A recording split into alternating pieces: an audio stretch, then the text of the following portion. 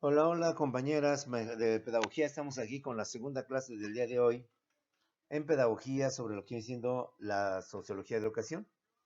Independientemente de terminar con esta parte y de entender un poquito más todo lo que implica la pedagogía, mejor dicho, pues eso enseñanza de aprendizaje, vamos a ir con un nuevo tema que son los elementos de educación someramente.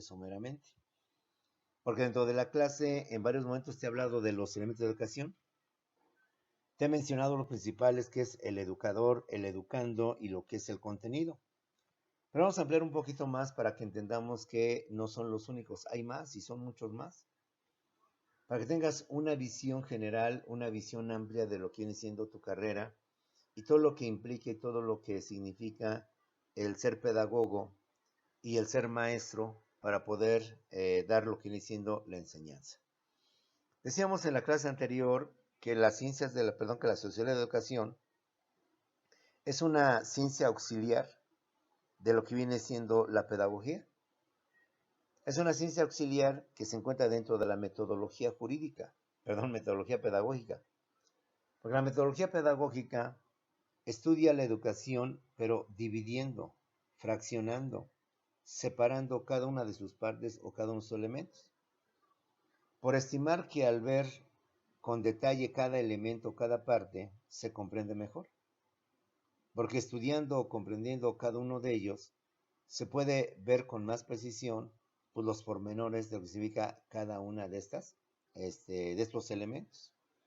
Muy diferente a la ontología pedagógica, quien sostenía o sostiene que para poder entender mejor la educación hay que verlo en su unidad, sin separar, sin dividir, sin fraccionar los elementos, sino verlos como un todo, como algo que integran una unidad. De esta manera, compañeros, llegamos a lo que es la metodología pedagógica. Y la metodología pedagógica, al ver la educación en sus partes, fraccionarla, dividirla en sus elementos a detalle, para poderlo hacer se apoya en las llamadas ciencias auxiliares de la educación. Y ya vimos a grandes rasgos la biología de educación, vimos también a grandes rasgos la psicología de educación. La biología de educación, que estudia y explica la naturaleza evolutiva del educando, sus cambios, tanto físicos como morfológicos, así como los riesgos y peligros que implican. También vemos la psicología de la educación, que describe la conducta, el comportamiento del educando, conforme a su proceso evolutivo, sus cambios anímicos, emocionales y todo lo que conlleva estos cambios. Cambios que los físicos llevan a los emocionales llevan a los físicos y que por tanto hay que entender este proceso. Les hacía o les comentaba, compañeros, entender quiénes son mis educandos. Son infantes, son niños, son pubertos, son adolescentes, son jóvenes, son maduros, son adultos, etc.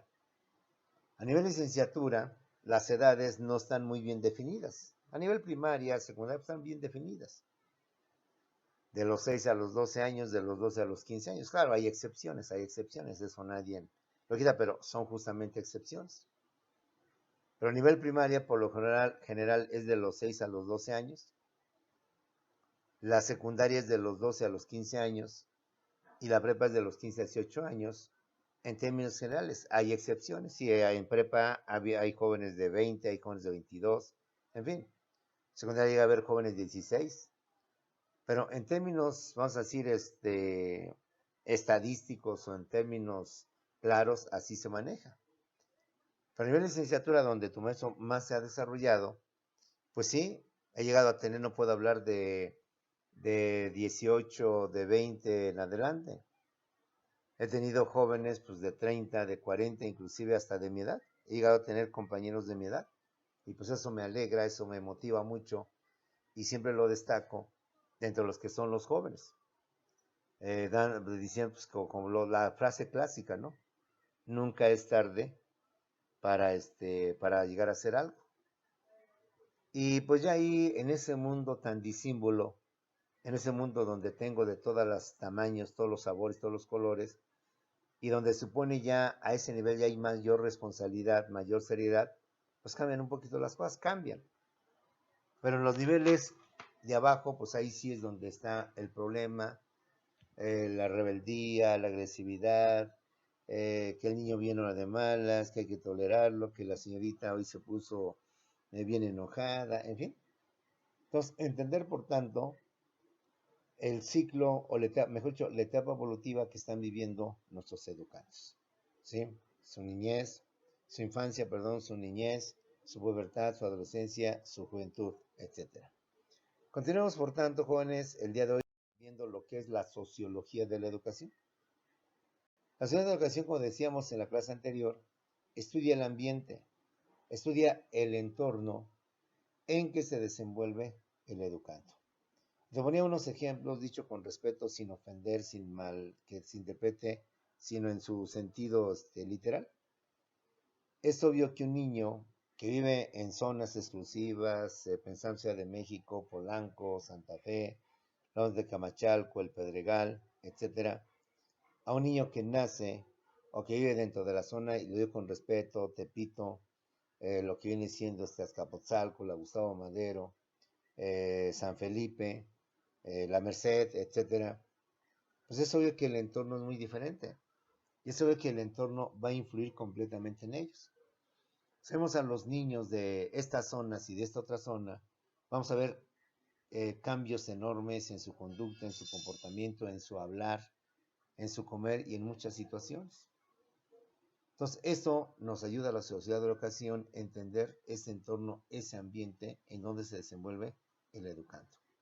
No obstante, en el aspecto biológico, entender que el niño es un puberto, entender que el niño es un adolescente, entender que ya es una persona que está viendo ese cambio de niño a puberto, que trae consigo una serie de cambios, de transformaciones físicas, psicológicas, pero enormes, ¿sí? Y obviamente esos cambios de una zona a otra zona, de un lugar a otro lugar, pues también va a traer cambios enormes, ¿sí? Todavía hay zonas rurales o media rurales. Yo he estado en lugares como son Zumpango, como son Teoloyucan, donde vamos a decir que ni el 100% rural ni el 100% es urbano. Todavía tiene zona rural y tiene zona urbana. Y ahí es donde te das cuenta de cómo esos lugares se llegaron a habitar, donde pues, existían poblados o gente rural, se mezcla y entonces empiezan a ver este tipo de cambios, de transformaciones. La sociología estudia el ambiente o entorno en que se desenvuelve el educando. De igual manera, la sociología de la educación estudia la necesidad del educando de pertenecer a una comunidad y su esfuerzo por sentirse aceptado.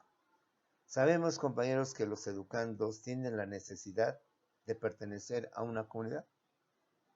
Lo que conocemos con las famosas tribus urbanas, que los identifica con las tribus urbanas. Y su esfuerzo que hacen por sentirse aceptados, por sentirse integrados a esa tribu urbana. Y de acuerdo al entorno que se rodean, pues vemos cómo los jóvenes empiezan a adoptar actitudes de cholo, de escato, de punqueto, de darqueto, en mis tiempos de hippie, de hip hopero, de rapero y cosas por el estilo.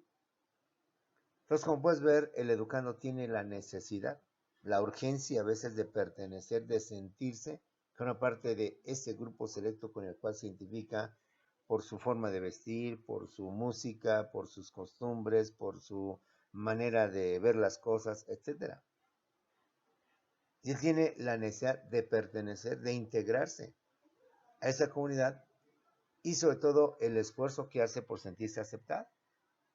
Sabemos bien que un darqueto pues no puede ser aceptado con vestimenta normal o formal.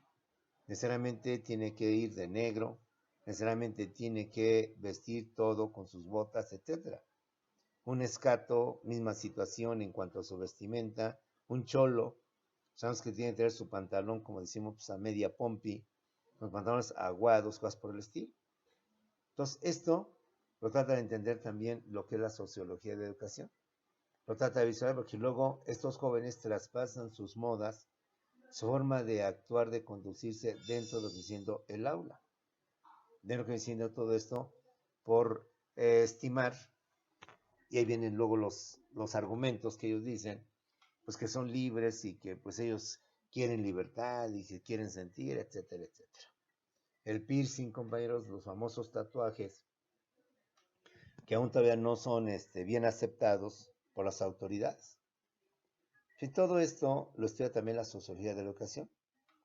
Esa necesidad que tiene el educando, que tiene el joven, el puberto, de pertenecer, de sentirse que es parte de esa comunidad, insisto, por su identificación, su música, sus costumbres, su vestimenta, sus reuniones, lo que sea, su ideología, su pensamiento.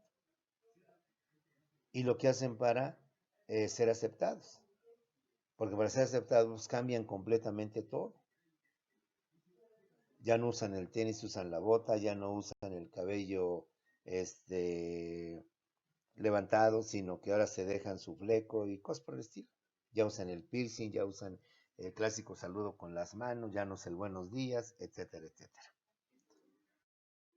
La sociología de la educación también estudia las relaciones amistosas, el compañerismo, el noviazgo, siendo saludables cuando se basan en valores sólidos como el respeto, la comprensión, la solidaridad, la honestidad, la justicia, la confianza y el diálogo. La sociología de la educación estudia estas relaciones amistosas, vamos a decirle constructivas, como son el compañerismo y el noviazgo. Sabemos que el adolescente y el joven, como lo dijimos hace rato, físicamente, biológicamente y psicológicamente empiezan a ser atraídos por el sexo opuesto. Empiezan a sentir el despertar sexual. Y un despertar de esto viene siendo el noviazgo. El noviazgo, como tú bien lo sabes, lo hemos vivido, tanto directa como indirectamente a través de los alumnos. Lo mismo llega a ser positivo y a ser constructivo que lo mismo llega a ser destructivo. Llega a crear relaciones negativas y llega a crear lo que se conoce hoy como las famosas parejas tóxicas o la pareja tóxica. Que llega a transformar, a cambiar completamente a la persona que ya no logra ser la misma. Situación que a veces detectan bien los padres, situación que a veces detectan bien los maestros. Pero también hay situaciones o aspectos que luego no se detectan. Yo en lo personal, a nivel prepa, he visto esto que se da muy seguido. Número 1, primer semestre, primeros días, miguis. O sea, se quieren, se aman las dos amigas hasta más no poder. Miguis para allá, miguis para acá, miguis a mi casa, miguis a tu casa, vas a mi casa y comes, mi mamá te quiere mucho, hasta te has quedado a dormir conmigo, hablamos con tu mamá, señora, es que mire, sí, está bien, ahí se queda mi hija, con cuidado, hija. Y luego viceversa, tu miguis te vas con la miguis también a su casa, te quedas por allá, inclusive son vacaciones, señora, si nos tiene confianza, yo cuido de su hija, cuido a mi muchacho y cuido a su hija, etcétera, etcétera. Y son amigas hasta la muerte. Son más hermanas que las propias hermanas. Pasa 1 año, 2 años y ya se odian. Ya no se pueden ver ni en pintura. Oye, tu amiga, pues perro, maestro. Oye, y tu amiga, tu hermanita con la que, maestro, hermana, pues tengo las patas chuecas o qué, maestro, en fin. Eso me usa mucho. Otro fenómeno que también se da con motivo esto de los famosos compañerismos, el noviazgo, pues es lo que te he dicho, o sea que la parejita luego está ahí muy pegada con el novio y la novia, están más en su romance que en lo que viene siendo la clase. Entonces, como puedes ver, compañeros, la zoología pues tiene que ver también esta parte del educando, este tipo de relaciones que empiezan a ensancharse. Dicen por ahí cuando son infantes, pues no hay maldad, no hay todavía malas cosas y pues todo es noble, todo es bueno. Ya el problema empieza cuando viene ahí la discolería, las envidias y cosas por el estilo. Una escena típica también es el odio que se tienen entre ellos, entre los jóvenes. Y un odio sin razón, sin fundamento, aparentemente. ¿Por qué no le hablas al compañero, a la no, macho, ¿por qué? ¿Pero por qué no? Pues no. ¿Te hizo algo? No. Entonces, pues que me cae mal. Y muchos problemas en las escuelas son eso, que me cae mal, no te hizo nada, te golpeó, te insultó, no, pero es que me cae mal el tipo, me cae mal la tipa esa, maestro. Se siente mucho, siente que es la más bonita, siente vieja esta y ay, te empiezan a despotricar. O sea, no te hizo nada, no te agredió, no te dijo, pero simplemente se caen mal, se caen mal. No hay, les digo, los amargaditos somos los viejitos como tu maestro. Los traumaditos somos los viejitos como tu maestro. Los que estamos ahí en constante mal mirar, nosotros somos los viejitos.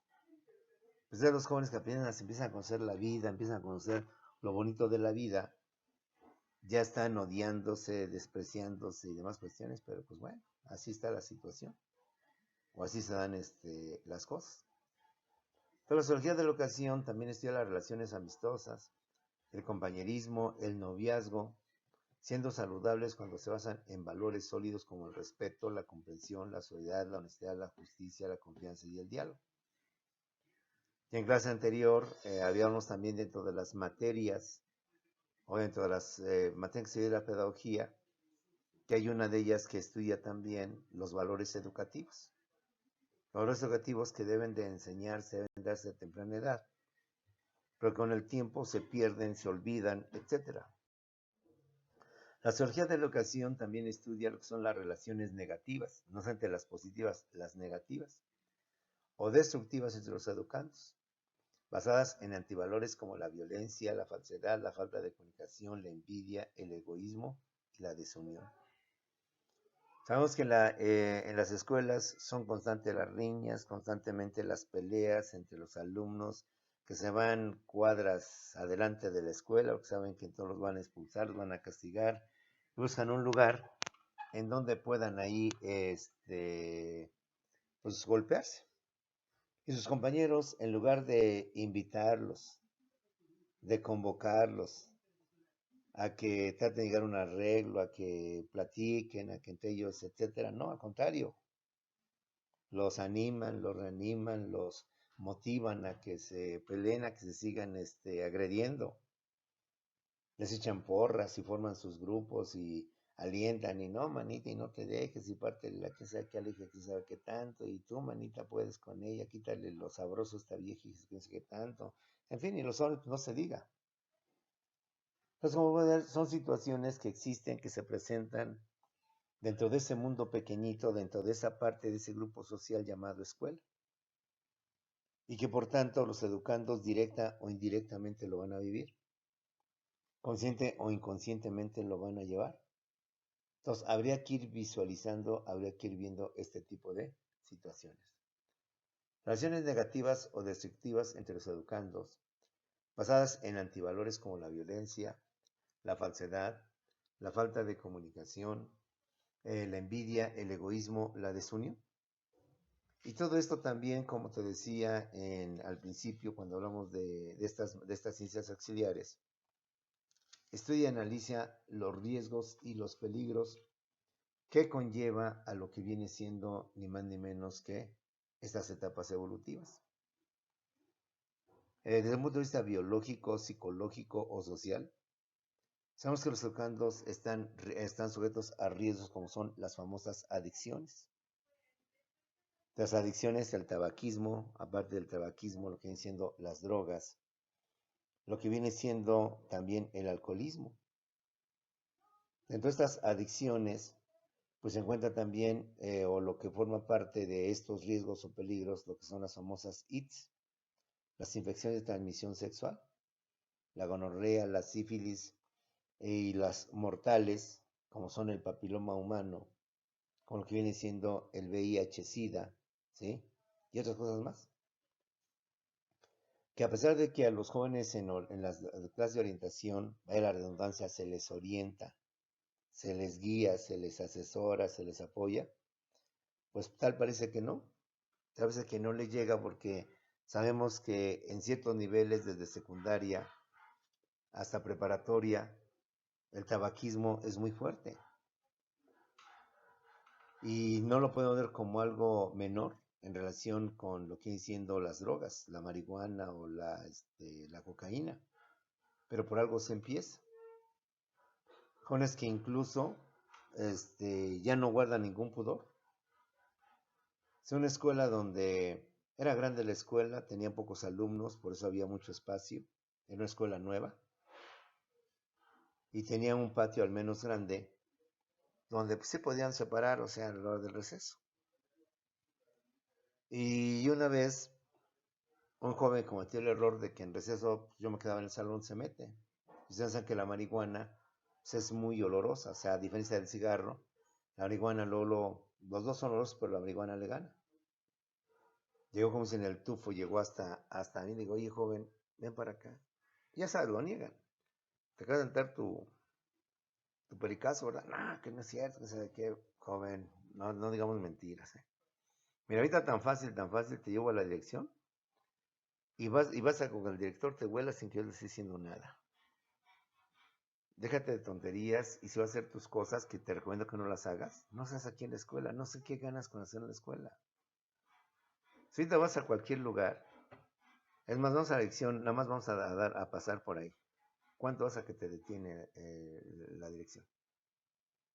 Digo, es que si van a hacer sus cosas, háganlas, pero no aquí, o sea, no sé cuál es la idea, llamar la atención, que tú eres bien machote, que eres fuertote, que ya te echas tu pericazo. Pues así como lo pueden ver algunos, otros lo pueden de otra manera. Ahorita soy yo, le digo. Tengo dos opciones, te llevo a la dirección o te dejo así. Y así como que se hablando un poco, sí, primero muy agresivo. No es cierto, ¿qué le pasa? ¿Cómo está? No, está bien, no me creas. Entonces vamos a la dirección. Si en la dirección dicen que no es cierto, pues ni modo, me van a regañar, van a decir que soy un mentiroso. Ahora hasta me juego la chamba por estarte levantando un falso, que sí es muy delicado al decir que te va a echar un pericazo. Pero si no es así, pues que la escuela decida, que la dirección diga, yo no voy a decir nada, yo no soy autoridad para decir que te suspendan o te castiguen. ¿Cómo ves? ¿Te avientas? A ver qué pasa. No, que quién sabe, pues entonces ya deja de hacerlo primera y última vez. A ti y a tus amigos, si me imagino que con razón siempre se van hasta el fondo y andan por ahí, creo que ninguno de ustedes se ha dado cuenta. Y aquí viene otro problema al que te enfrentas como futuro maestro. ¿Qué es lo que debes de hacer? ¿Qué es lo que debes de hacer? ¿Dices o no dices? Ahora te viene un padre de familia. Padre de familia, pues bien sabe, lo digo con mucho respeto, pues para ellos su hijo es intachable, su hijo no hace nada. Y decirle a un padre de familia que su hijo fuma marihuana o que se droga, hasta donde el maestro debe decir, hasta donde el maestro no debe decir. Si nos ponemos a discutir, nos ponemos a hablar, pues vamos a tener de todo. No es cierto que nos digan, no, maestro, uno tiene el deber, la obligación de tener que decirle a los padres de la escuela lo que estamos viendo. No falta que digan, no es correcto, no, cómo hablar con el chavo, etcétera. En fin, son muchas cosas. Entonces, como puedes ver, todo esto, analizarlo, verlo en su esencia, en su práctica, en los hechos, pues implica tener conocimiento, implica tener tacto, implica tener sensibilidad, implica también tener decisiones y muchas cosas que a través de la pedagogía o de las ramas de la pedagogía tratamos de ver la educación como algo muy complejo, algo que abarca muchas cosas, que tiene muchos enfoques. Y como reitero, estamos en ciencias sociales, pues difícilmente nos vamos a poner de acuerdo. Cuanto más has estado en cursos, porque en todas las escuelas te dan cursos de capacitación, y vienen estos temas, pues ya sabes, nos dividimos, unos que sí, unos que no, y te argumentan, etcétera, etcétera. Al final, pues bueno, la conclusión y de acuerdo con las reglas de la escuela, te dije, depende de la escuela donde estés. He estado en escuelas donde así te lo dicen directamente, así directamente, maestros, aquí no queremos alumnos reprobados. Aquí no se reprueba a ningún alumno.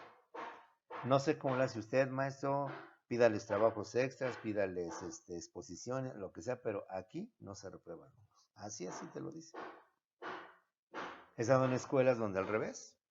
Aquí, maestro, por lo menos debe haber en cada grupo de 3 a 5 alumnos reprobados.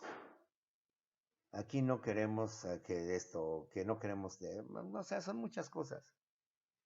Muchas veces con el tiempo irás viendo, irás asumiendo, irás lo que tú quieras. Entonces, por eso tratamos y si me permites un poco, ir ampliando un poquito o desglosando todo lo que implica esto, que tengas una visión, un panorama más genérico de todo esto. La sociología de la educación no solamente estudia las relaciones positivas, las relaciones amistosas, el compañerismo, el noviazgo, como algo bueno, algo positivo.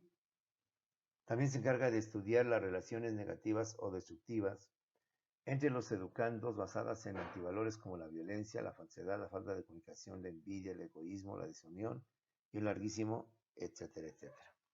Bueno, a grandes rasgos hemos visto esto. Pero como también en varios momentos te he hablado de los elementos de la educación, me permito tanto hablarte un poquito de los elementos de la educación. Los elementos de la educación o del PA, es decir, el proceso enseñanza-aprendizaje, son las partes que integran un todo, que dan forma a una unidad.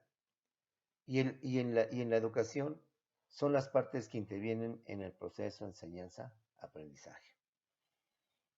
Como toda unidad, como un todo, siempre está integrado por partes, por elementos.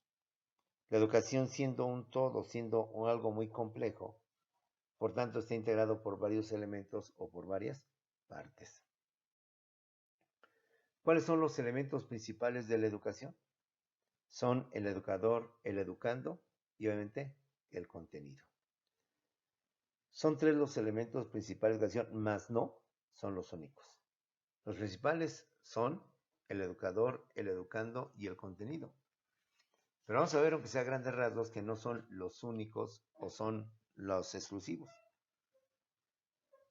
El educador, también llamado maestro, profesor, profe, prof, docente, catedrático, mentor, teacher, teach, inclusive o en los preescolares la famosa Miss, que últimamente también llamado el facilitador, es el que transmite el conocimiento, el que se encarga de la enseñanza, el que tiene que hacer que el alumno lleve el aprendizaje o intente llevar el aprendizaje.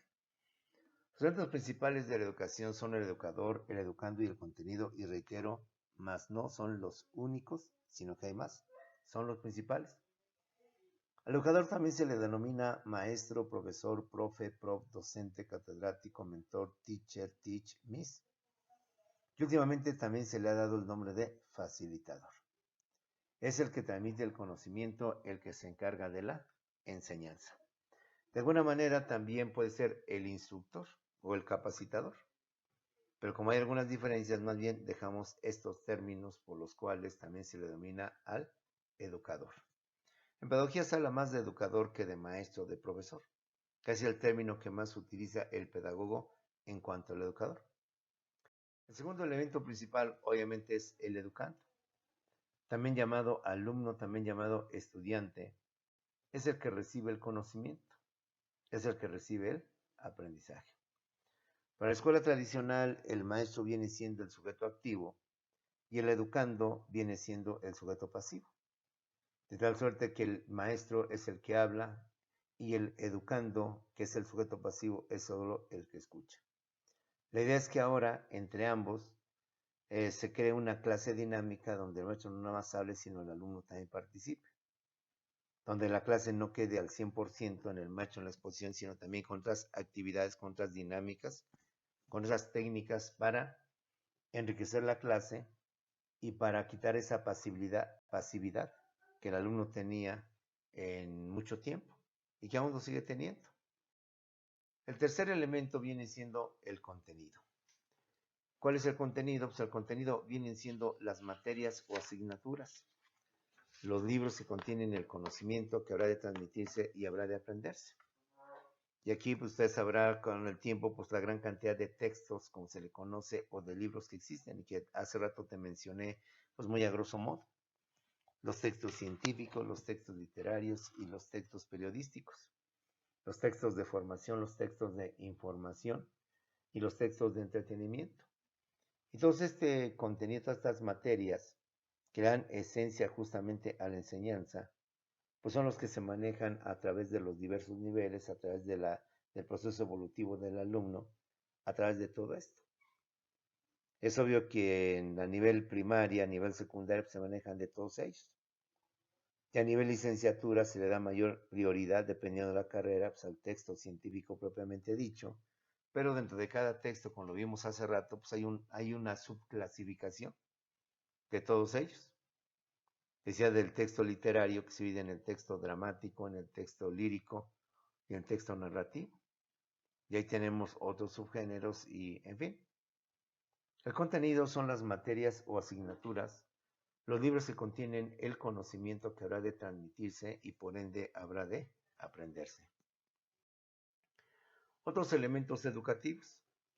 Te decía yo que no solamente nos guiemos por los elementos del educando, el educador y el contenido de la materia. También forman parte de la enseñanza el material o los llamados recursos didácticos o educativos.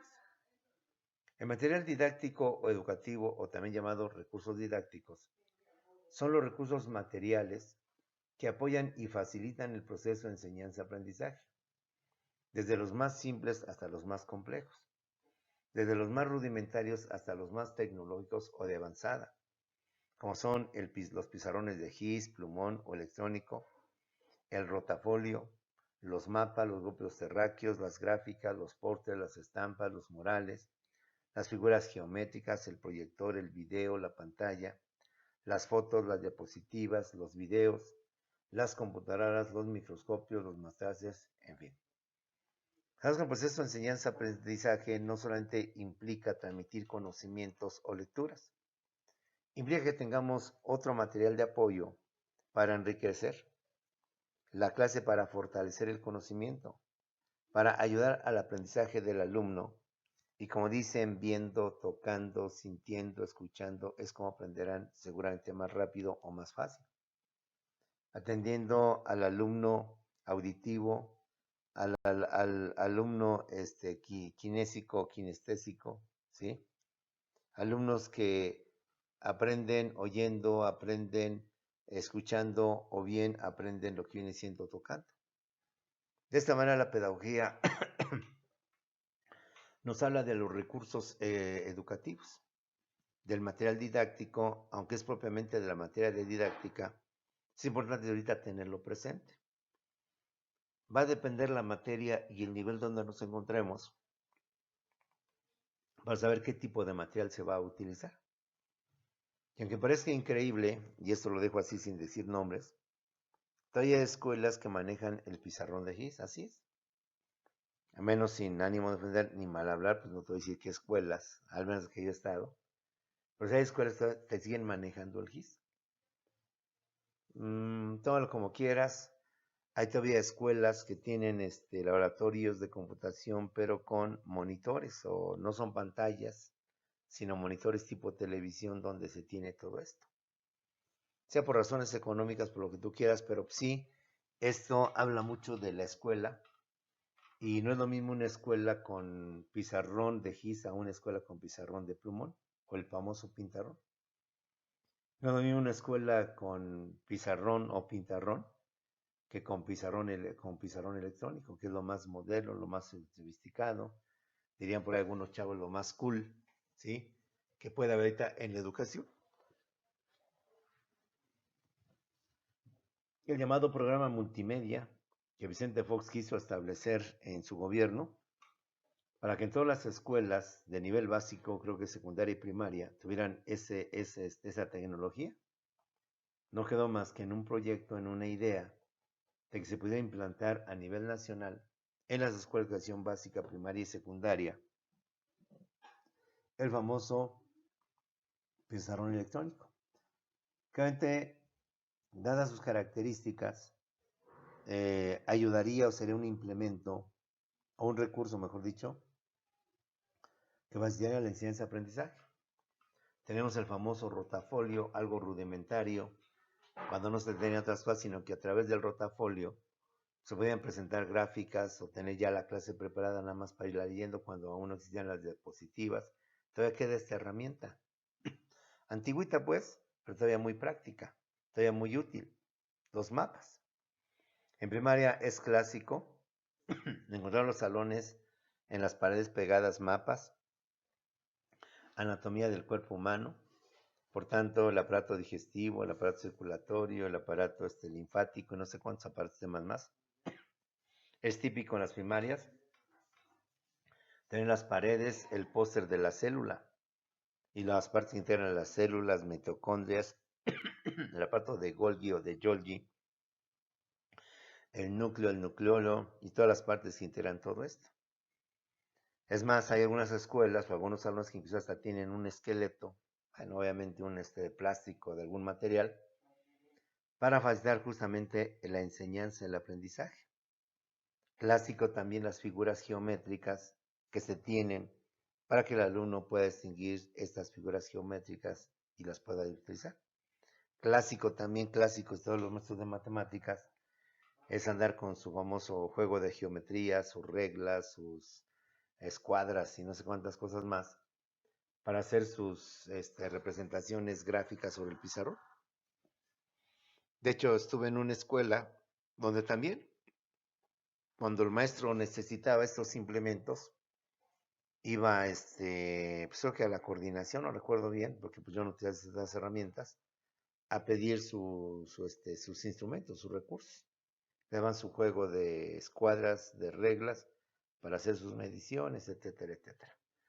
Es típico también en las primarias encontrar un globo terráqueo, en donde pues ahí aparecen la orbitación de la Tierra, los planetas, perdón, los países, y así el alumno pueda enfocarlos o realizarlos mucho mejor. Y para clase de geografía, con el método de rotación, de traslación, con las líneas imaginarias, círculos imaginarios, el ecuador, el meridiano, los paralelos y tantas cosas.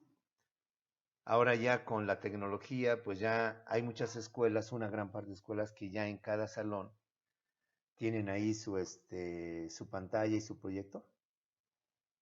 También he estado en escuelas donde, pues olvídate, dadas las condiciones de situación, pues no hay proyector y había que irlo a apartar casi con 2 o 3 días, porque cuando tú ibas, pues no estaba, ¿no? Ya lo prestaron a tal grupo y entonces no está hasta la siguiente clase, hasta la próxima semana.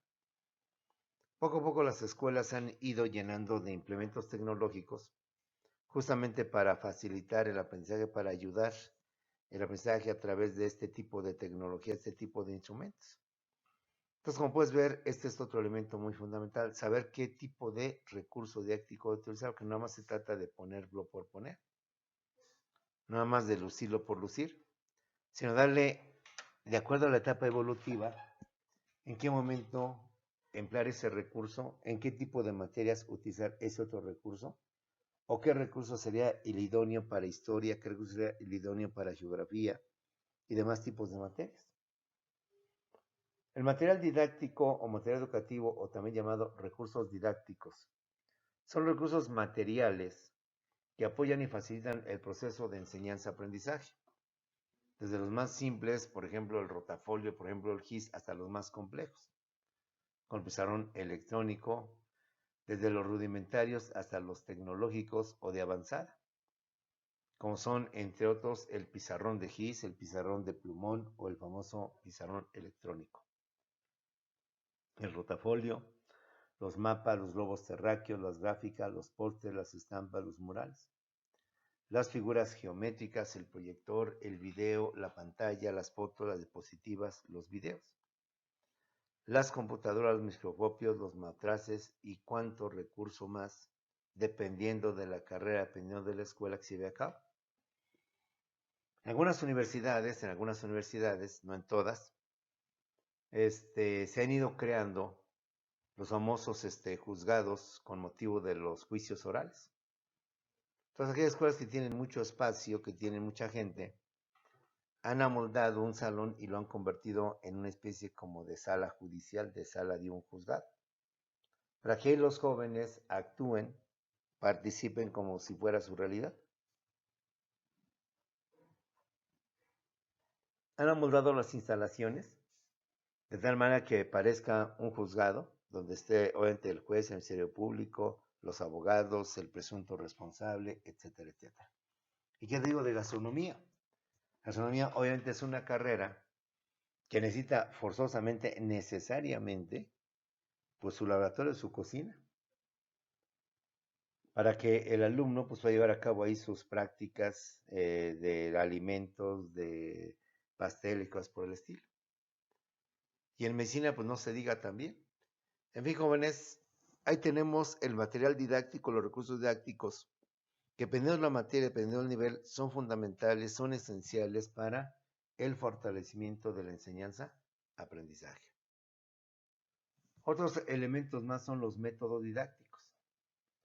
Los métodos didácticos son los procesos o formas que se utilizan para facilitar el proceso de enseñanza-aprendizaje. Entre otros está el método de observación, el método estadístico, el método de test, el método analítico y sintético. Los métodos, acuérdate que son una especie de procesos, una especie de etapas, de pasos, que llevan a cabo para poder conseguir lo que viene siendo un fin. Dentro de esos métodos que utiliza la pedagogía está la observación, el estadístico, el test, el analítico y el sintético. Ya también en clases anteriores hablamos del método científico que se aplica en las ciencias naturales. Pero que para efectos de las ciencias sociales y humanísticas como es la pedagogía, el método científico lo transformamos y lo convertimos en el famoso proceso de investigación. Y como toda investigación que se inicia, el paso inicial es la observación. Es el analizar nuestro entorno para encontrar la problemática o los problemas a que se enfrenta o se encuentran en un salón de clase, en una escuela, para poderlos entender y poderles darles solución a los mismos. Los métodos didácticos entonces son los procesos o formas que se utilizan para facilitar el proceso de enseñanza-aprendizaje. Como son, entre otros, el método de la observación, el método estadístico al llevar un recuento, una especie de numeración o de avance para ir viendo los movimientos que están dando, los tests, el método del test. El hecho de aplicar ciertos cuestionarios o aplicar cierto tipo de preguntas para ir visualizando los avances de una investigación, los procesos de investigación o bien los retrocesos de la misma. Otro recurso más que se tiene dentro de la educación, dentro de la didáctica y con eso deben utilizar, son las famosas técnicas didácticas. Las técnicas didácticas son las herramientas o instrumentos para facilitar el proceso de enseñanza-aprendizaje, como son la técnica expositiva, que es la más usual, la más común, la más típica, la más clásica, tradicional que se utiliza. La técnica expositiva, la técnica del dictado. He estado en escuelas donde sí se acostumbra el dictado y en otras donde, te lo dije anteriormente, de plano te lo prohíben. Hay muchos autores que sostienen que la técnica del dictado ya es una técnica obsoleta, vieja, caduca, antigua y debe desaparecer. En lo personal, yo soy más bien partidario de la técnica del dictado. Estoy a favor de la técnica del dictado. Porque si algo deben tener, al menos pienso yo, los profesionistas como son los abogados, como son los maestros, como son los administradores, es saber, no es decir las cosas, sino saberlas decir para que las escriban en una hoja. Saber dictar. Ejemplo, en una oficina constantemente el jefe, el director, el ejecutivo, tiene que mandar escritos, oficios, cartas, permisos. Cuando existían las famosas secretarias, la taquimecanógrafa, bilingüe, trilingüe, la famosa secretaria, pues decía, señorita, anote, por favor, apunte.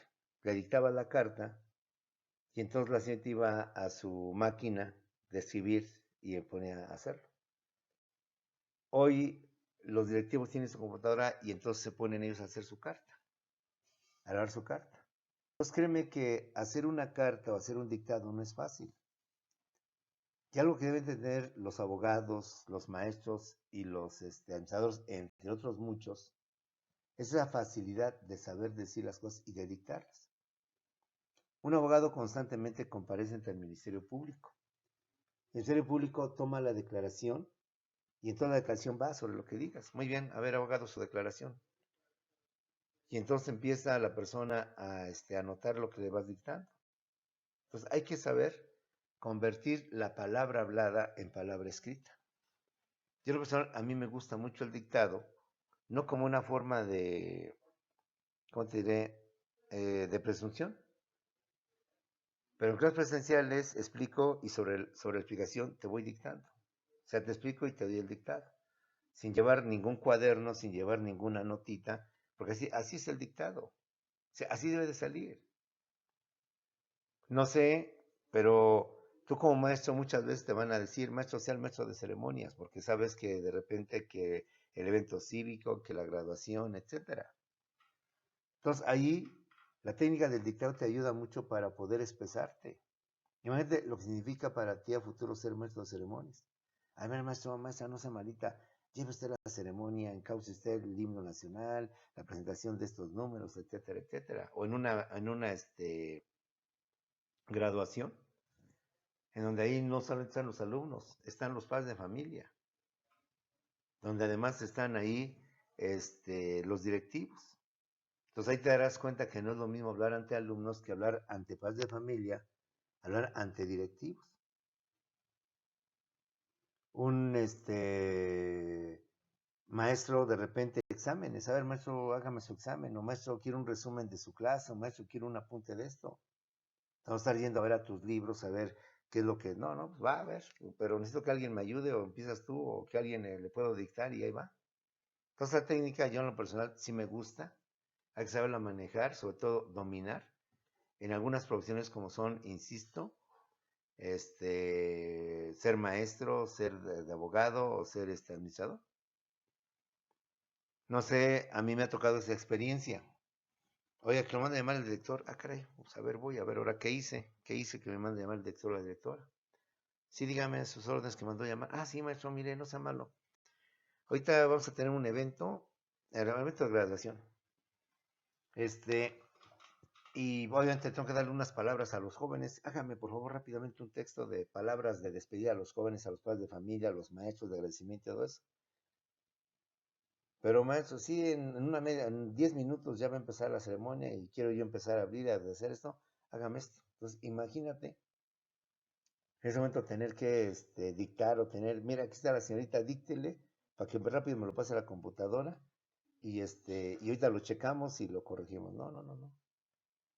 Yo sí creo en esta técnica y es un gusto. Y los alumnos se sorprenden cuando tú, sin ningún libro, sin ningún cuaderno, de repente les avientas la definición y les explicas y les das el ejemplo. Entonces, como que es un plus a tu favor, porque ellos se dan cuenta de que no te estás basando en un libro, que llevas el tema dominado, lo llevas tan bien, que no solamente lo explicas, sino hasta que lo dictas. Y todavía, inclusive, punto y aparte, punto y coma. 2 puntos seguidos, jóvenes, abrimos comillas, bla, bla, bla. Cerramos 3 puntos suspensivos, cierren comillas. Ah, caray. ¿Por qué? Porque se supone que estamos manejando las reglas ortográficas, que no nada más es dictar por dictar, sino también punto y aparte, punto y coma, 2 puntos y aparte, ponemos inciso A, tas, inciso B, tas, inciso C, tas, ¿sí? O número 1, número 2, número 3, número 4, punto y aparte. Ponemos como título X. Muy bien.